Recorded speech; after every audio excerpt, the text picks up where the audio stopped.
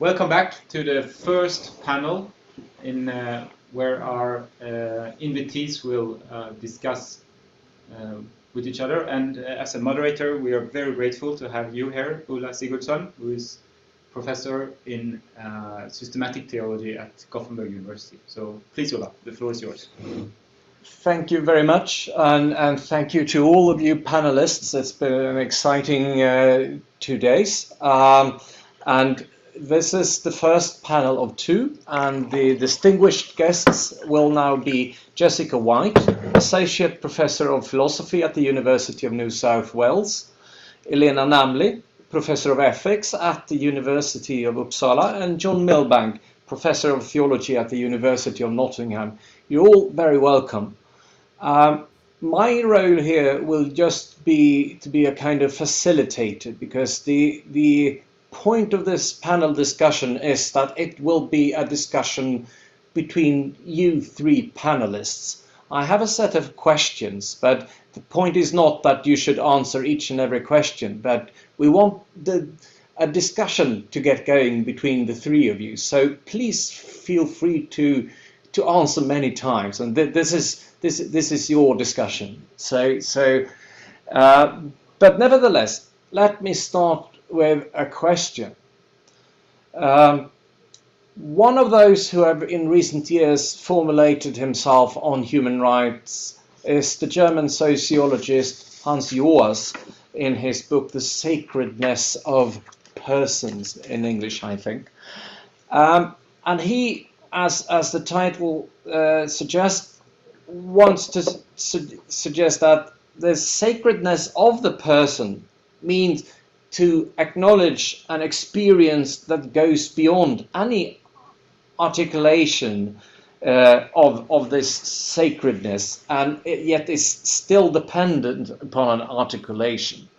And so we have been discussing whether human rights are a construction with, at best, some possible good uses, but could it also be a response to an experience of the inviolability of the person, or to use the German word, an experience of the Unverfügbarkeit of the person? If human rights are just invented or constructed, could they serve the purpose that they are supposed to do, namely to be a kind of appeal for taking care of human beings? So what we would like you to discuss is whether you need some kind of anthropology or ontology or not for understanding how human rights could actually work. I am sure you will have very different answers to this, but who would like to start?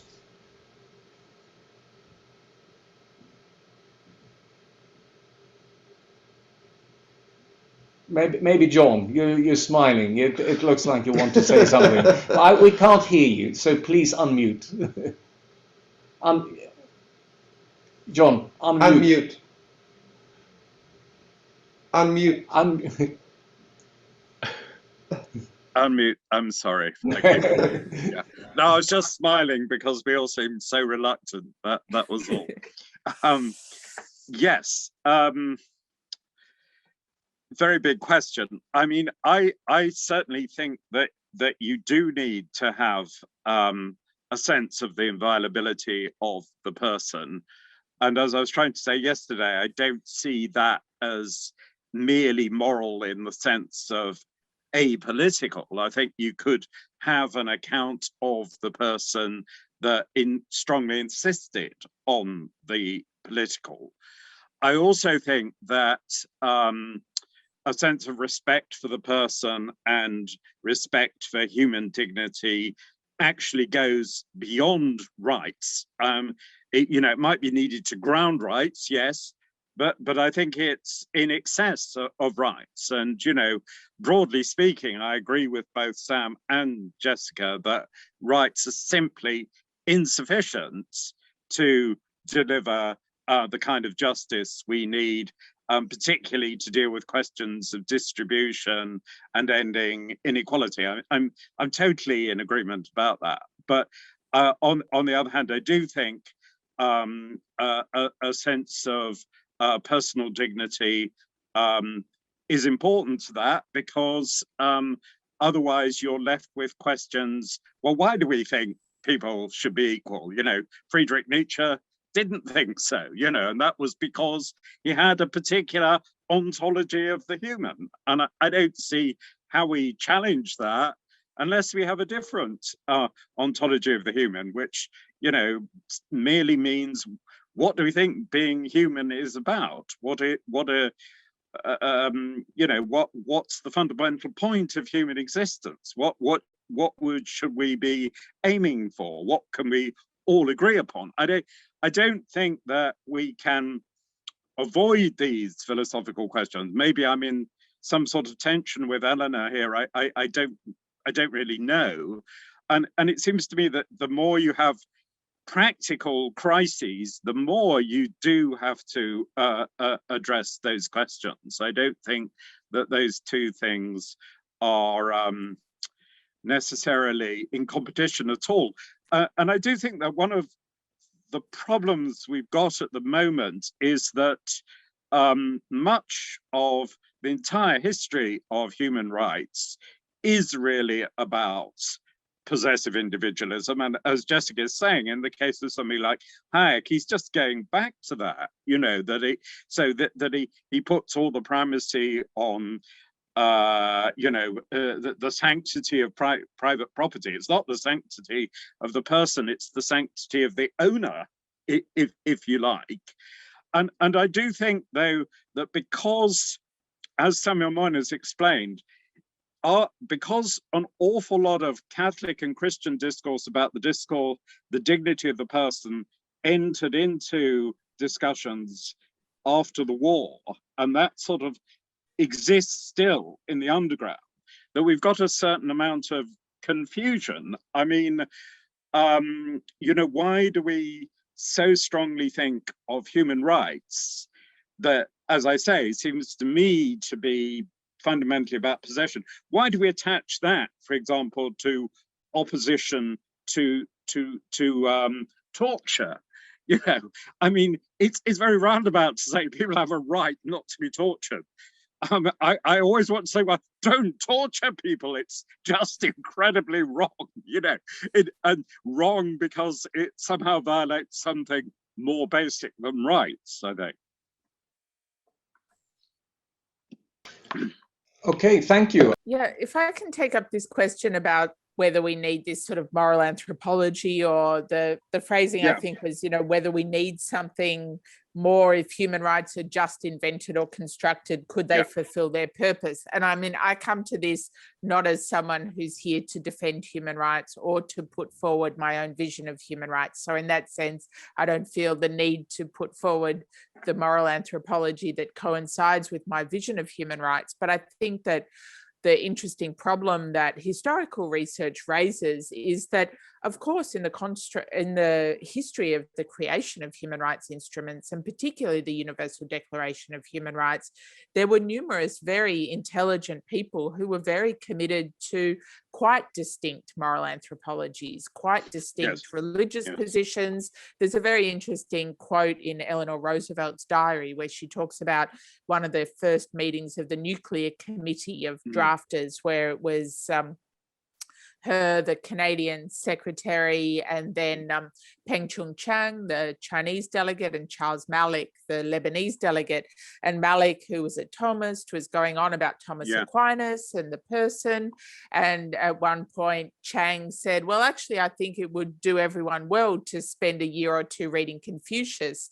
And Roosevelt says, oh, I just sort of threw up my hands and let these learned gentlemen fight it out. But there was a real problem. I mean, Malik kept raising this same question, saying we need to begin with the essence of the human. What is the human? What is man?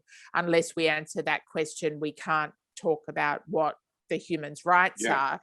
Whereas someone like Chang would say, look, I'm not going to make you read Confucius if you keep your Christian theology away from me. And so I think that there is a real problem if we're attempting to talk about universal human rights to then suggest that there should be one distinctive vision of the human or one moral anthropology underpinning them. And I think that that problem is part of why we've ended up with such sort of technocratic and pragmatic human rights instruments, because the idea has been that you bracket those larger questions about the human in order to just come to some practical legal agreement. Absolutely. So I totally agree, and I don't think you can bracket those questions.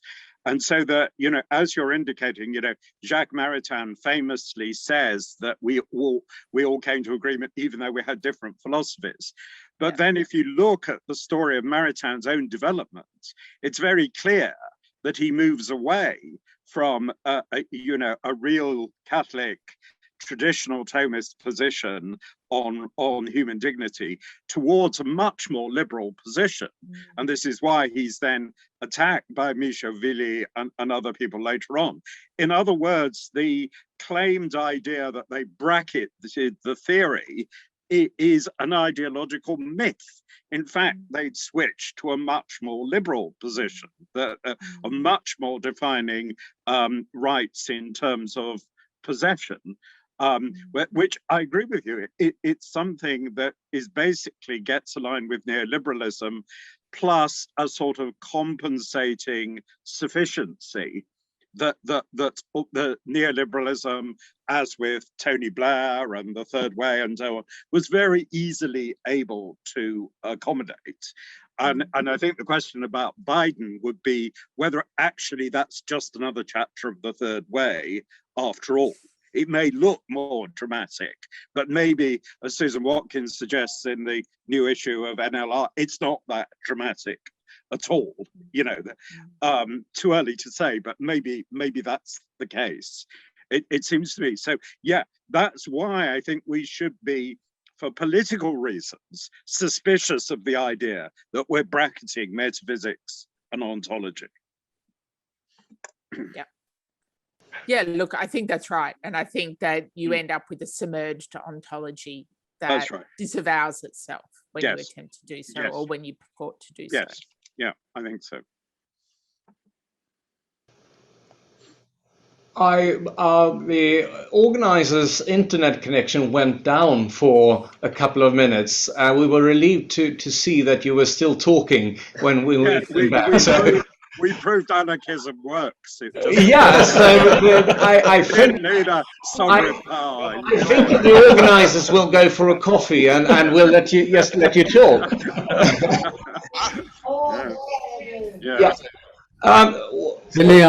Elena, kan du göra dem till host? För det är du som är det nu. Jag skrev ett meddelande till dig. Kan du göra dem till host?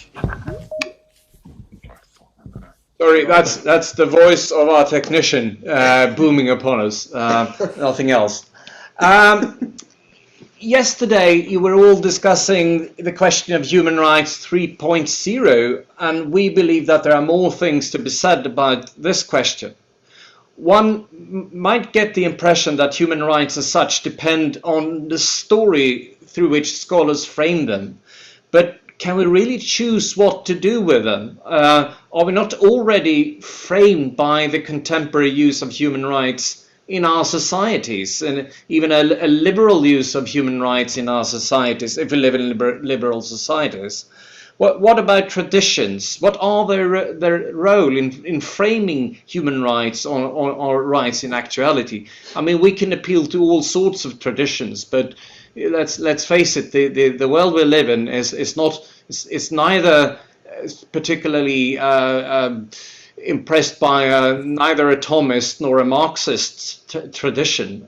So is there a way of negotiating with what's actually going on out there, or is the idea to establish different traditions or frameworks or whatever you would like to call it? Anyone? Would you just you mean traditions as possibilities to reframing influence in human rights? Yes, yeah, exactly. I mean, you said that yourself yesterday, that traditions could both be an asset, but also a hindrance, and perhaps you then mean traditions other than the hegemonic liberal tradition. So it would be interesting to hear what's your take on this.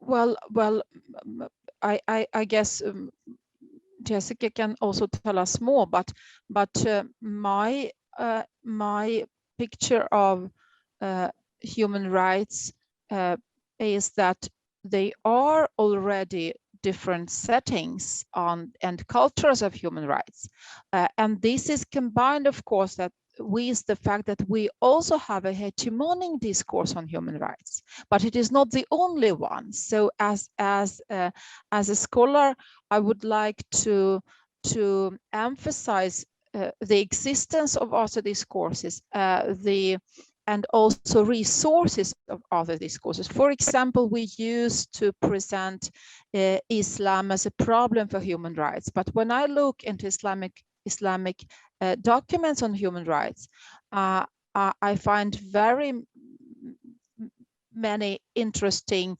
challenges towards more traditional discourse for us. For example, corruption is looked upon as a violation of human rights. This is really interesting. Refugee rights are traditionally much more stronger in Islamic societies. So there are already several human rights discourses, and the work, I would say, is to ask to make them appear clearly. Well, it is not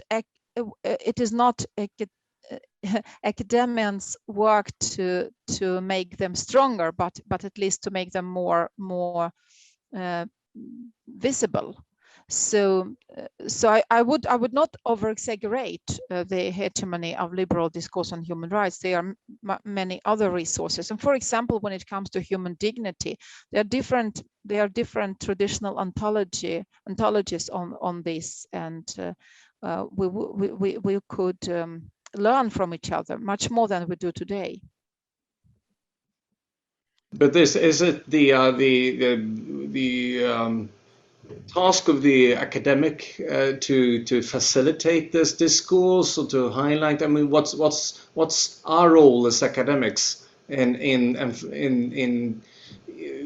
I mean, making these different traditions visible in not only for our colleagues but for the broader society, so to speak. Well, they are material challenges, aren't they? We use, well, the language in academia. We're using the language, and other traditions are in other languages.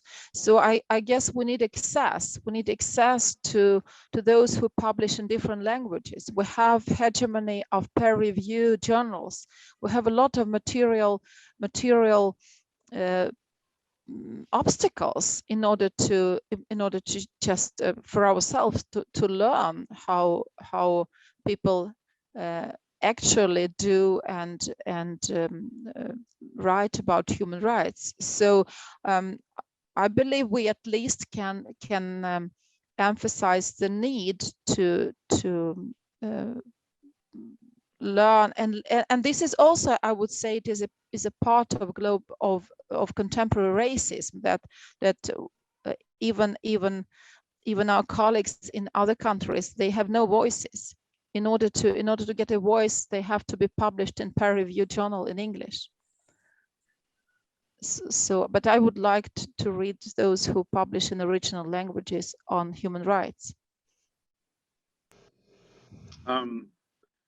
I think I'm not very convinced that notions of human rights sit, at least as they're normally understood by liberalism, I'm not very convinced that they sit very easily with notions of tradition, because I think they're much more predicated on the idea of a nature that stands before or outside historical tradition, and to which the individual is supposed to have some sort of direct access, so that if a right is always an assertion of a kind of supposed pure subjectivity, then I think it's inherently cut off from tradition. So that, you know, the whole idea of a tradition of liberalism is somewhat paradoxical. It's much more the case that if you're thinking that the individual must always be rescued in terms of a negative liberty of choice from whatever constrains that choice, that you're into a kind of permanent revolution, that you will always discover that yesterday's liberation is a new form of restriction, as we're seeing at the moment with a lot of the debates around feminism in relation to the trans issue and so on, that suddenly what was yesterday freeing us is supposed to be now oppressing us. And I think that's probably inherent to you know, thinking in terms of something like liberal rights. And then I think the big question about tradition is whether that's only a conservative value, because as soon as we're talking about the fate of indigenous cultures, for example, we're faced with a situation where liberalism, both economic and cultural, one of the sources of its oppression of indigenous cultures is precisely a lack of respect for tradition. That you know, okay, indigenous cultures may be asserting their autonomy, and sometimes in modern terms, but what they're appealing to is something that scarcely translates into modern terms at all, because it's much more to do with the idea that civilizations and cultures are founded upon something mythical and something that is handed down, something that we can't completely round upon or totally get hold of, but seems to be what sustains our society in being. It's a handing on, which is not necessarily conservative, because in the process of handing on, you're also making changes and adaptations. And even if you look at sort of the history of the West, things like enclosures, attacks on local, regional, language cultures in Britain, for example. These are all attacks on tradition. So in a certain sense, they're attacks on small c conservatism, and this includes the erosion of indigenous peasant cultures, if you like. So I feel that we're very much becoming more suspicious nowadays of the idea that you should see tradition as just negative in terms of progress. I think that you can't, in the end, have something communitarian that values, in any sense, collectivity without a certain respect for tradition. I think it's interesting, just very briefly, how much certain arguments recur again and again, even Absolutely. in very changed circumstances. So, totally. I mean, Burke against the Declaration of the Rights of Man, the question of tradition versus abstraction. In a way, these are questions and conflicts that are still with us. But I thought when we were talking about Walter Benjamin's remark in the thesis on the philosophy of history about the tradition of the oppressed teaches us that the state of exception in which we live is not the exception but the rule. And this idea of the tradition of the oppressed is one, I think, that also we can potentially draw on when we think about not just human rights today, but politics in a sort of globalized state of exception today. So what do you think that traditions have any role to play in politics in that way then? Or what's your take on them in the with relation to human rights, or to that more that you're hoping for? Oh, me specifically? Well, yeah, to begin with. Look, I mean, I think, again, whether we're talking about human rights or whether we're talking about my own particular positions, I mean, in relation to human rights, of course, numerous diverse traditions influenced, say, the drafting of official human rights instruments, although I think that diversity can often be significantly overstated. More than half of the world's population remained under colonial rule when the Universal Declaration was drafted and had no ability to influence the production of that universal vision. Nonetheless, there were delegates from Saudi Arabia, from China, from Lebanon, from the United States. There was from the Soviet Union, notably. So there were very distinct positions that were brought to bear on that drafting process, and those figures drew on very different traditions, and traces of those traditions remain in the declaration. So to turn to Charles Malik again, he was very concerned to attempt to include sort of ciphers of natural law in the declaration. So he largely drafted the preamble, the references to birth, to these kinds of languages that remain in the declaration were his sort of influence, his attempt to ensure that there was some connection between the declaration and a sort of Christian natural law position. On the other hand, others like Peng Chung Chang got this idea of brotherhood, or in his terms, sort of two-man mindedness included into the declaration. There were numerous different traditions. There were more recent traditions. I mean, the Saudi delegate, Baroudi, who interestingly was representing Saudi Arabia, but himself was a Lebanese Christian, like Charles Malik, the two of them both graduates of the American University of Beirut, so graduates of a Syrian Protestant college, as it used to be called. And he was very influenced by a kind of tradition of Arab nationalism and a sort of anti-colonialist position. So while often people talk about, say, the Saudi abstention from the Human Rights Declaration as if Baroudi was simply representing Islamism in the way we would understand it today, actually very few of his own arguments during the drafting referred to religion at all. He largely made arguments that came straight out of a much more standard Arab nationalist, anti-colonialist kind of position about the dangers of missionary activity as a sort of prop for forms of intervention. So, I mean, I think that numerous different traditions made their mark on human rights documents, but I don't think that means that all of those traditions are equally able to situate themselves within the dominant politics of human rights today. One reason I asked the question was that as John mentioned, tradition is often seen as inherently conservative and leaves little room for dissent. And so I suppose from your perspective, dissent is hugely important for a vital democracy. So could human rights be an asset for those who are dissenters within the tradition, or do you think that traditions are in some final sense inherently conservative, or is there a kind of condition of possibility to making a kind of political argument or an argument about human rights?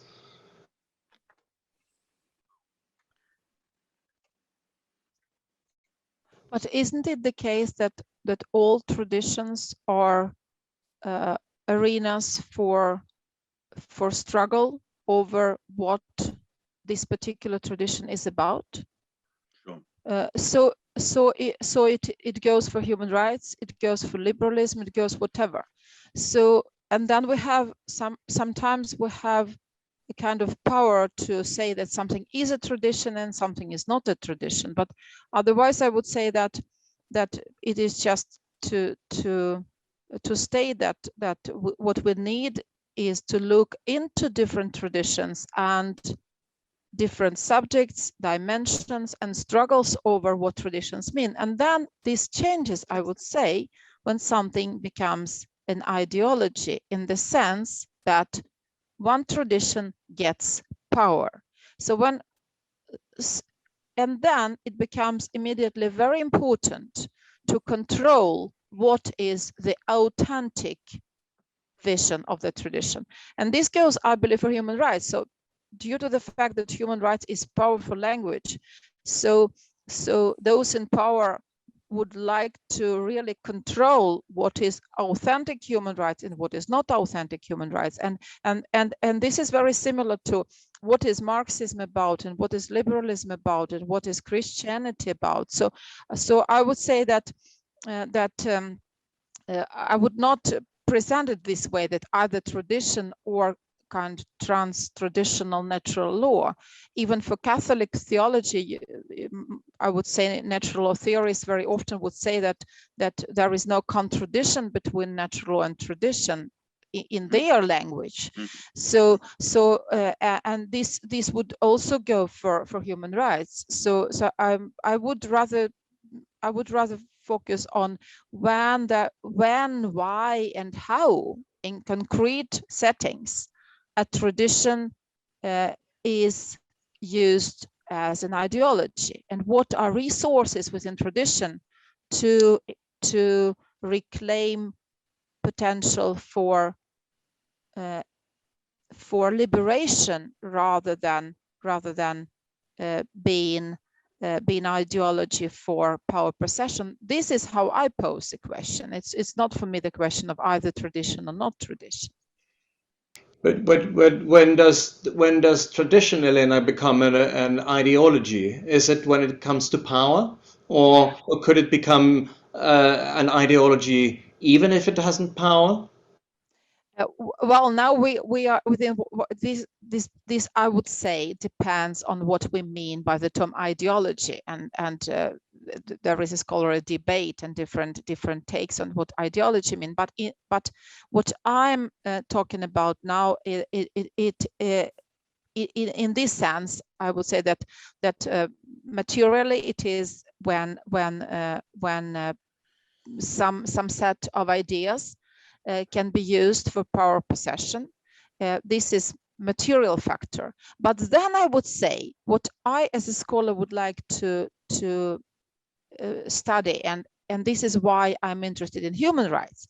I guess there are different features in different traditions that make them suitable to either function as an ideology of power or as an ideology of liberation. So when I study human rights, I pose a question: what interpretations and implementations and priorities between human rights serve as an instrument for domination or can serve, and what can be instrument for liberation? And this can be global, this can be contextual, and so I guess we need I guess this differs between what we are looking into. Yeah, I mean, the question would be whether issues about what is dominating, what is liberating, what is ideological, and so on, are those questions themselves outside the development of a tradition and its attempt to articulate something like a metaphysics? I mean, I would say they're not. They're not sort of criteria, sort of some kind of meta transcendental ahistorical level, you know. But then I'm not a Kantian, so that may be the difference. Yeah. Well, what practically? What about dissent, John? In the tradition like the one you're advocating, what room is there for dissent in the broadly Catholic tradition? Well, I mean, obviously, I mean, Eleanor is right. Each one of these traditions, whether we're talking about Christianity or Islam or Chinese religions, you know, they've been full of dissent and arguments. You know, you don't even have to ask that question, what room is that? Because I think since you know, that their central ideas are never going to be completely clear, so they're always going to be debated. And a part of that debate also is is, what is the legitimate area of dissent or not? The Catholic Church has allowed Franciscans and Dominicans to have incredibly different accounts of metaphysics in certain respects, but they're not regarded as differences that actually, invoke questions of heresy, or, well, at the margins they do, but that's just endemic to what a tradition is. I don't think you can you can't pose that question from outside traditional frameworks, because that will be an illusion about what human history, human language is. That we can't jump outside these things. So I'm not sure that the question you ask is a question I would see that one can ask in terms of universalizing framework. I mean, there are different scope for dissent in different traditions. I mean, for example, Christianity has probably allowed a great deal of latitude as to sort of legal and political organizations, but that's to do, that's not necessarily, we might say, well, that's wonderfully to its credit, and I might ultimately think that, but then that's because Christianity has a particular understanding of the relationship of the religious to the political and to the legal, and Islam's understanding is somewhat different. And it's certainly not automatically wrong or contemptible because it's different. But it means that the scope for dissent within Islam might be somewhat differently characterized. And what we do when those traditions encounter each other, of course, it's just hugely complex. Well, and if there's room for dissent, I mean, if a particular tradition has come to power, like for instance in Christendom in Europe, there might be space for dissent when it comes to metaphysics, but is there also, would there be, I mean, there are examples of not tolerating that much dissent when it comes to how people want to live. That's of course not just Christianity that might have that problem. That goes also for the Swedish welfare state and so on. Yeah, I mean, I'm sorry, I don't want to say too much. Other people should come in. But very, very briefly, I would argue that the more effective religious toleration, and there was more of it in the pre-modern period than we usually allow, the more effective religious toleration is very pragmatic.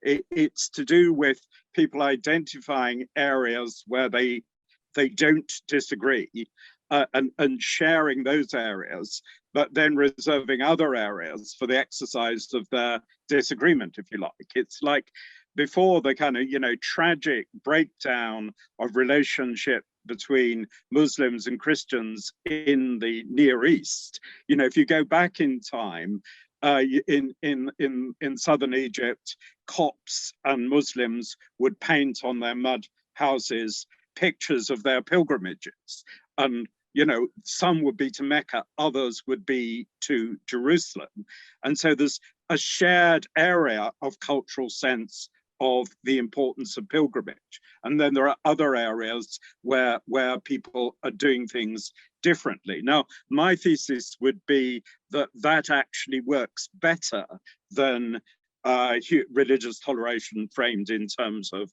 rights, which often turns out to be either ineffective in extremis, or reduces to something very, very minimalist. You can think what you like in private, but it reduces the area where religions are really allowed to exercise themselves in public and have public influence. So, just as I'm suspicious in general of how far human rights can deliver justice, I'm also suspicious about how far it can deliver in practice religious liberty. Elena, please. Very short comment. I guess we maybe would like to move on. I don't know what is on your list. A very short comment. I wonder whether there is rather heavy post-Christian heritage in this longing for agreement in human rights discourse, because this is very Christian feature to associate strong agreement to possession of truth. If we look into how, for example, Islam or Judaism function, it is another way of longing for truth.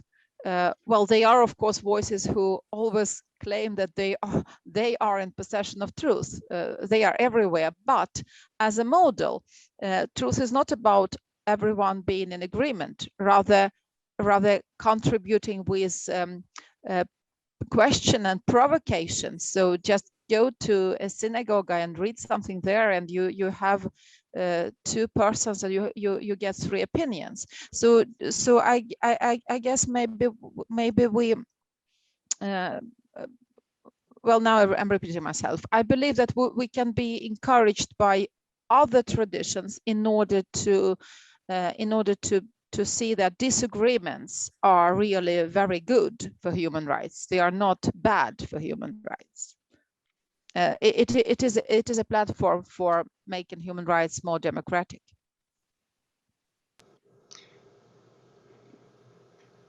Jessica, do you have a comment before we move on? Maybe just very briefly, I guess the question I'm interested in is whether we're allowed to dissent from human rights. And it seems to me that the question that was the question, I guess, that provoked my paper, in the sense that I was just struck by how many of these established human rights scholars wanted to shut down any form of critique of human rights, and basically say to anyone who critiqued, you simply can't do that, it's too dangerous, you have to hold your fire, hold back on critique. So I think that if human rights is not going to be a sort of a totalizing discourse, then surely we also have to be able to dissent from human rights. Thank you. Anyone else? You don't necessarily need to have short answers. Not very long either, maybe. But it's the point is you discussing. So I want to repeat that. So don't worry about being too long. But let's move on to something. Well, in another question. We detected both in Jessica's and in John's talks some idea that the rise of that human rights has contributed to the rise of neoliberalism and depoliticization. But your narrative, how this has come about, diverged a bit. Would you care to elaborate on your differences? That's fine if you're also in agreement, but I'm sure you. No, I'm a Christian. I'm into truth, an agreement. Sorry, I was just joking. Well, let's begin there. I mean, what are you? And Elena, of course, you as you should contribute to this too. So the question is to you too. But what points of divergence do you see? Could I just maybe say at this point that partly because of the time difference that I'm in Sydney, and also as I mentioned to people who were there at the beginning of the session, I have a 7-week-old baby. This is the longest I've been away from him. He's just in the other room, but it's still go and check a bit scary. So that means that I wasn't actually at John's paper. So I can't, I mean, I've read your work, but I don't know what you presented. So perhaps you could talk first, and I could talk about where I differ, perhaps. Oh gosh, that's tricky, because I felt that I didn't really strongly dissent from most of what you were saying. No, in fact, no. I was in fundamental agreement, I think. So that's difficult. I mean, I'm sure we would have disagreements, but in relation to what you were actually saying today, I'm not sure that I had any enormous dissent. I mean, I suppose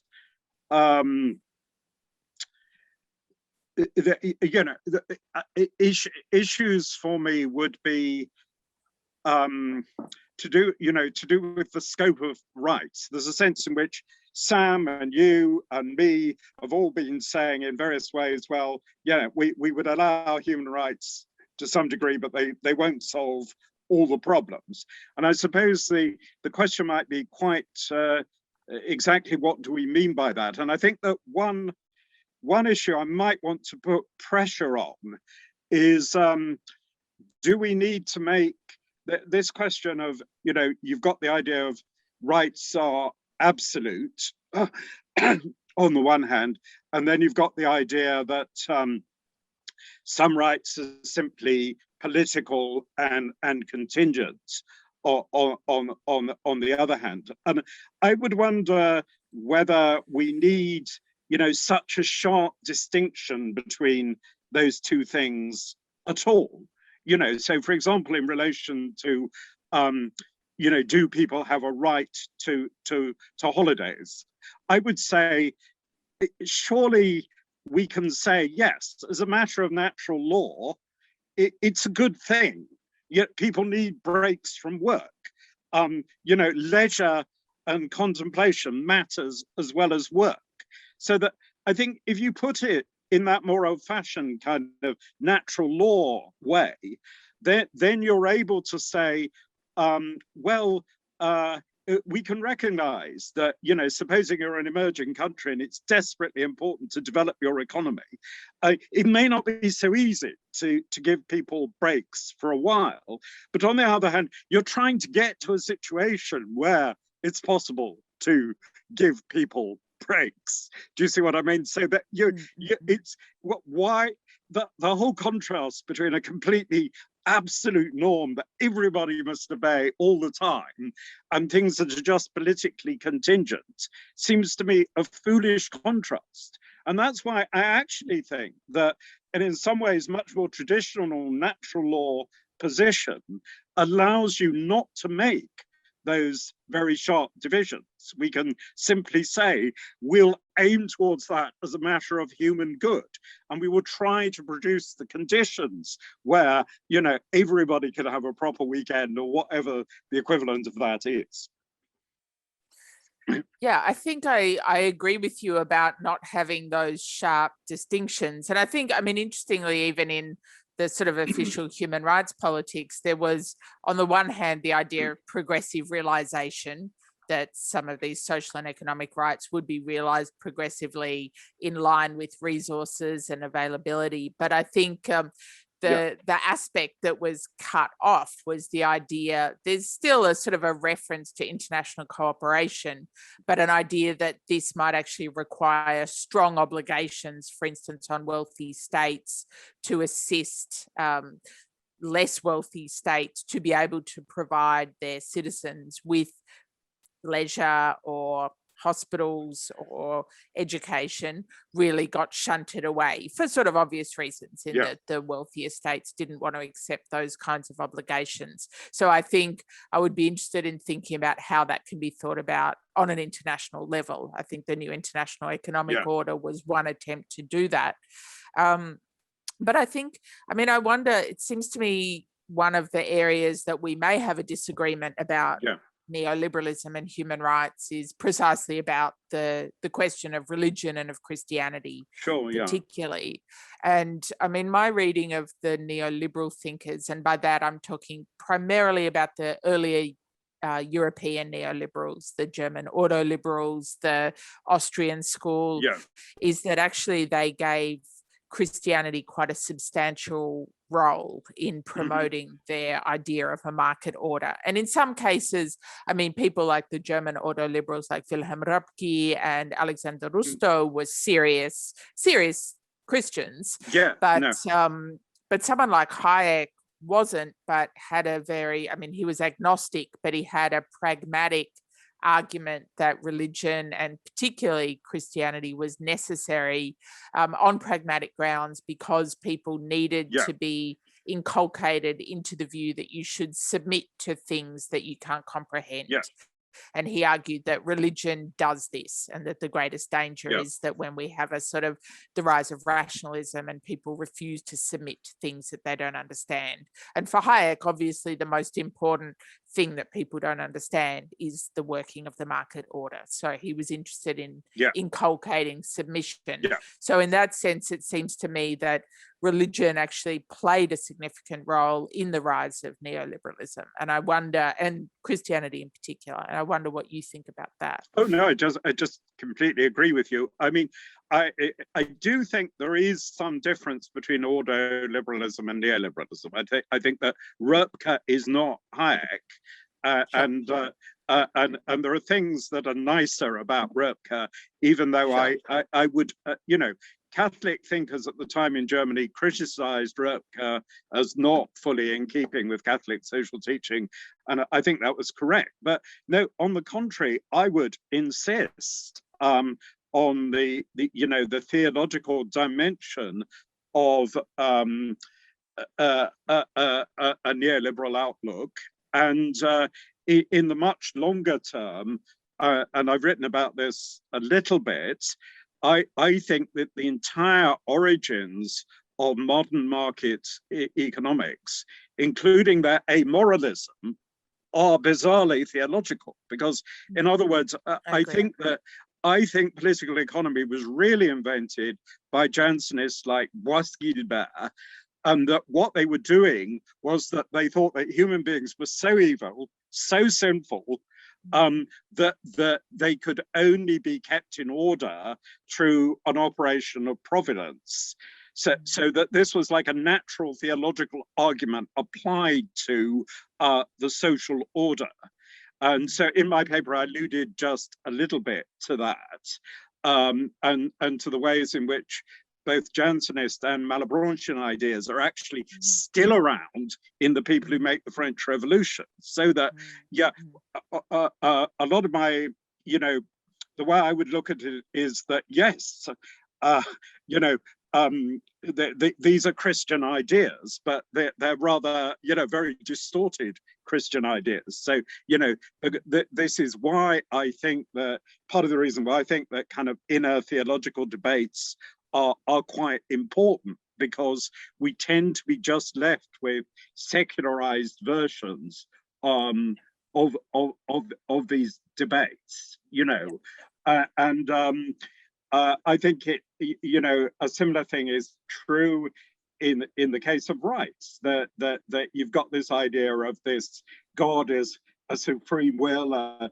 you know, what he says is law, and then you transfer that either to the human individual or to the states.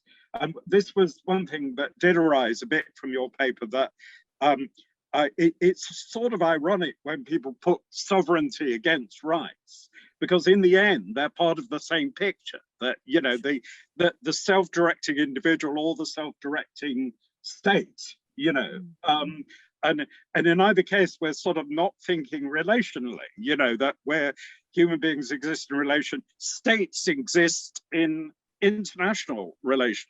You know, this is why, even though I'm a post-liberal, I wasn't pro-Brexit, but for exactly that, even though I'm very suspicious of the EU, and increasingly so, nonetheless, I oppose this idea of the absolutism of sovereignty, you know, because it seems to me actually just another liberal idea. I'd like us to, you know, try to escape from that trap. Although there was just one thing I wanted to ask you, this is just briefly. I was fascinated by you saying that the Labour government actually opposed putting welfare measures into international rights. And I was going, so are you certain that was because of their worries about people trying to control the British Empire, or could it have been other reasons, or does it look like? they were pretty clear that the idea that this could be Yeah. something universalized. I mean, obviously they were also trying to ensure that the declaration didn't apply in the colonies at all. And they did all kinds of sort of maneuvers to try to make that happen. Quite extraordinary kind of attempts to ensure that when the Soviets explicitly put in a reference to these applying in the non-self-governing territories, there was all this faux outrage about, are you suggesting colonial subjects are not human? Don't we say all humans? And then when it came to the covenants, they started asking for colonial exclusion clauses. So on the one hand, they didn't want the whole thing to apply to the colonies, but certainly the idea that there would be economic obligations. Would a more benign reading be that they just didn't see welfare in terms of rights? You know, that they weren't necessarily opposed to this happening in the colonies, but that wasn't the way they thought about it. I don't know. I think it was much stronger because the Colonial Office was involved, and they were like sending memos about how pressure on the Labour government. I think it's time to give the word to Elena. And Elena, sorry, Elena. No. It's interesting, but Elena, there's no need for you to be brief.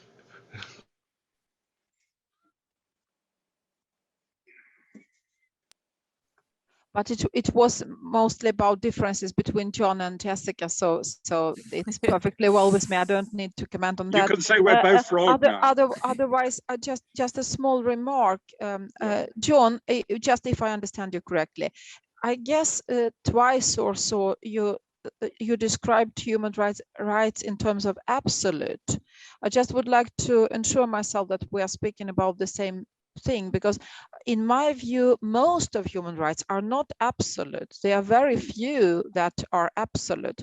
Most of them are framed as universal but very open, so most of human rights are open for different interpretations, different implementations, different priorities. So I just wonder, maybe have I misheard you, or do you mean something different? Well, quite simply, what I mean is that they're too often treated as if they were absolute, and it tends to be part of. If you think of human rights as founded in a possessive subjectivity, and if you think of human rights as foundational for justice, they tend to be thought of in absolute terms because they are seen as the bottom line. So whether we're coming to things like how we think about property, that it's either absolute outright ownership, you can do what the hell you like with your garden, even if it, pollutes your neighbor's garden, for example, or the idea that nobody must question your mode of self-assertion. Would be the more kind of left-wing version of that kind of absolutism. But I think in either case that's dangerous, and that we shouldn't make such a big gulf between rights as absolute principles and rights as aspirational, sort of vague principles. Okay, so maybe we agree about that. I don't know, because maybe we still think of different things, because I believe that sometimes there is a kind of radical rhetoric, moralistic radical rhetoric, when we condemn the other. For example, when we are condemning some other countries, so it can be framed as rights are absolute. But if we go for international law and European law and national law, I would say that in most cases they are obvious how rights can be restricted, and they are restricted in different sense within the frame of law. So this is not my impression that human rights discourse is of this absolutistic nature, or how for example, when I teach human rights, I very often ask my students to pay attention to paragraphs in every description of right that regulate how this particular right can be restricted, prioritized, and so on. So there are very few rights that are depicted as absolute in legislation that I know of.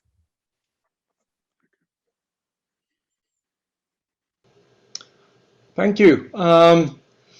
I think we should move on to the final question, and this is not a question for debate. It's been a privilege to have all three of you here, and of course, all of us are curious to hear. I mean, you have, from your different perspectives, done a lot of important work on human rights, and could you please take each of you a few minutes at the end of this to say, what are you working on now? Where are you going in your thoughts? That would be interesting to hear. And may I invite John, for instance, to start? A couple of minutes each. It's not, you're not necessarily supposed to comment on the others, so it's just interesting for all of us to hear what's going on. So, John, please. Oh, that's really just put me on the spot, because I'm not really working on on human rights or even on political theology at the moment. I'm trying to write a Trinitarian ontology. I'm working on metaphysics at the moment, and I want to try to get back later at some point to putting together into a volume the various things that I've written about rights and dignity and so forth, and to maybe put them together also with things I've written about economics, and to comprise them under the theme of divine government, slightly in response to Agamben, but on the whole developing a rather critical take on Agamben, or even though I think he's raised, absolutely hugely important questions. I mean, I suppose the link between that political work and my work on Trinitarian ontology would be, quite obviously, the primacy of relationality,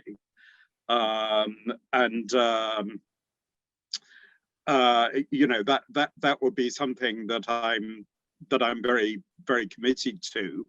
I think in general that my issue with most sort of secular discussions is that I think it's all very well to talk about greater measures of equality, and I'm absolutely completely in support of that. But then the question is, what is it that we are sharing? And I think that if we can't answer this question of what it is that we're sharing, what is our vision for human life, what do we think human life is supposed to be about, then inevitably, because we can't all agree, you get something like the triumph of the market on the one hand, or merely bureaucratic, technocratic regulation on the other, drifting towards the post-human. And in either case, a supposedly, universal discourse is really more and more in the interest of a few powerful people who remain in control. So that I think that the increased sort of secularization of our discourse, the way we increasingly get rid of shared values, and even of something like traditional hierarchies, in the sense of hierarchies of people who embody those values, ironically always delivers more inequality. And you more and more get a hierarchy of pure money and dominance without honor. And I think we're now seeing with the Chinese paradigm of state capitalism that, as Jessica says, is being imitated elsewhere. We're getting a terrible fusion of that kind of Weberian mode of oppression with the kind of mode of oppression identified by Marx. But the whole trajectory of my thinking is that really secular thought can't think itself outside this situation. And I think increasingly with the conversion to Christianity, people like Paul Kingsnorth, you're seeing a generation of people who are now deciding that, you know, after all, religion, and particularly Christianity, is the real radicalism. Just because we have to answer this question about ultimate values. We have to answer the question, we can't have just distribution unless we know what it is that we're distributing, which is something like an objective vision of what the human good consists in. So it's not enough to say we're just emancipating negative freedom, unless we have some shared vision of what human life is about, what it is that we should be aiming for in the end, some kind of strong metaphysical vision that includes a defense of the reality of the spirit and the soul. In other words, a non-materialist vision. This is my beef with Marxism in the end. We're never going to get rid of human inequality and have a proper distributive justice. Thank you very much. Jessica, what are you working on now on human rights or otherwise? I am on maternity leave. This is an exception. There are going to be very few of them. So my mind is really somewhere quite other at the moment. But the work that I've been doing recently comes out of a strand of my book, The Morals of the Market, where I looked at the way that neoliberal thinkers took up what Albert Hirschman identified as the sort of political argument for capitalism before its triumph, the idea that the interests would check the violent passions and therefore that commerce would be a source of sort of sweetness and peace, the sort of Montesquieu Stewart argument that he identifies. And I showed in the book that while Hirschman thought that by the 20th century, no one could possibly subscribe to this vision, that actually many of the neoliberal thinkers, notably Whyte, quite explicitly took up this kind of argument. And they argued that the central advantage of a market society is that it pacifies social relations because it makes it possible for individuals to pursue their own subjective values and to coordinate those different values without needing to come to agreement on ends. And the presupposition was that any attempt to come to a common agreement about ends would just mean a descent into endless fighting. So I was really interested in the way that the neoliberals took up that argument from the sort of the Hirschman argument. So I've been doing more work on that and looking both at neoliberal arguments about war and peace, the times when they explicitly talked about questions of war, but also the times when they made arguments about the advantage of the market, which prioritized and privileged the sort of pacifying role, as they understood it, of markets. And I'm interested in the idea that if markets supposedly are remedies for war, what doesn't count as war? And it's very interesting that, say, Ludwig von Mises, who also makes versions of this argument, argues that market coordination is the only way to forestall forms of international conflict, was a great defender of the Opium Wars, defended all kinds of sort of police action on an international scale in order to impose capitalist market relations, also said that the state uses its power to beat people into submission only to prevent actions which are not conducive to the market. So violence is conceptualized then as happening outside the market, but nonetheless as being necessary to uphold market relations. So I'm doing work on that. And simultaneously, I've been doing work on international humanitarian law and transformations of the way we understand the distinction between the civilian and the combatant. And I have a hunch that these things fit together. And I've been going back to Scottish Enlightenment debates about popular militias and standing armies and relating them to sort of debates about the division of labour to try to think through how some of these things fit together. So that's sort of the bigger project. And then related in some way, but I'm not quite sure how, is I've also been doing work on the idea of spontaneous order, particularly in Hayek's thought, and it relates very much to what John was just saying about the sort of the secularization of theological discourses, where I'm interested in the way that Hayek takes up an argument from, in particular, Adam Ferguson about how social order is the result of human action, but not of human design. And Hayek frames this as the basis of an idea of supposedly spontaneous order. Of course, for Adam Ferguson, there was nothing spontaneous about order. I mean, Adam Ferguson believed that if human beings didn't need to design the overall order, that was because there was a providential order that could be relied on. And so I'm interested in the way that Hayek and others take up this idea of spontaneous order while attempting to empty out the theological content. But in particular, I'm interested in the way that for Hayek and for other neoliberals, although Hayek formulates it most explicitly, submission is actually the central category that a spontaneous order requires. So I want to look at the way that neoliberalism is portrayed as defending freedom, if nothing else, but actually this form of freedom is in fact indissociable from submission. So I'm interested in neoliberal ideas of submission and the way that neoliberal freedom in fact turns out to be a form of submission, notably to the market order. So that's the sort of general things that one day I'll have time to write. Thank you. And Elena, the final word is yours. Thank you. It was very interesting to learn of what you're working on. Good luck with those interesting projects.